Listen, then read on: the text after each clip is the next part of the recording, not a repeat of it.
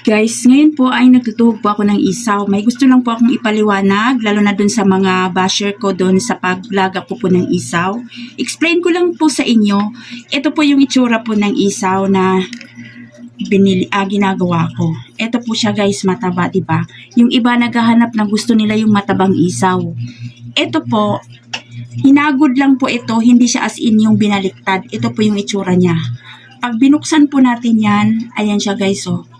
Puti po yung lumalabas. Ayan. Yan po kasi yung puti yung lumalabas sa isaw guys. Hindi po yan siya mapait at malinis po yan siya. At yan po yung malinamnam sa isaw guys.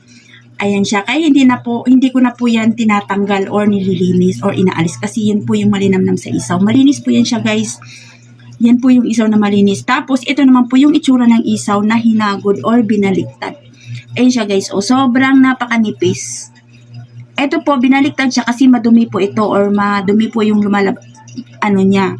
Kaya hindi po lahat ng isaw, pagka ganito po yung mangyayari or ganito po yung gagawin natin. Ayan siya guys, napakanipis. Lahat ng isaw. Lutay-lutay na po yung isaw natin. At saka walang lasa guys. Isaw siya pero walang lasa kasi ang masarap po sa isaw, ulitin ko po, ito po siya. Ayan, yung puti na yan. Yan po yung puti na yan. Malabo yung camera natin. Yan po siya. Yung puti na yan. Yan po yung masarap sa isaw, guys. Labo na yung camera ko. Ayan siya. Kaya, ayan siya. Alternate. Yung iba po, nasa sa inyo po, marami po kasi nagbabash, bakit kadiri, yak-yak, ganun-ganon. Basta, kahit pa paano po, yung isaw po namin, nakakapaubos po kami ng 300 stick everyday, guys. Kung mapait po ito, halos, hindi wala na po lahat dapat bibili sa isaw namin. Yan, ilang beses ko po ito hinuhugasan ng baking soda, suka, asin. Kaya malinis po ito. Yan lang. Tinanggal, pagka nakikita ko pong inaalis ko na po yan or yung sobrang dumi na, tinatapon ko na lang.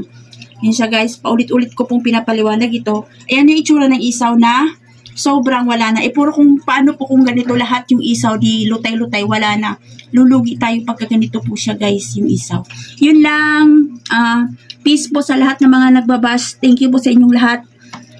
Yan lang siya. Gusto ko lang i-explain or ipaliwanag. Kaya po masarap yung isaw dahil po sa ito.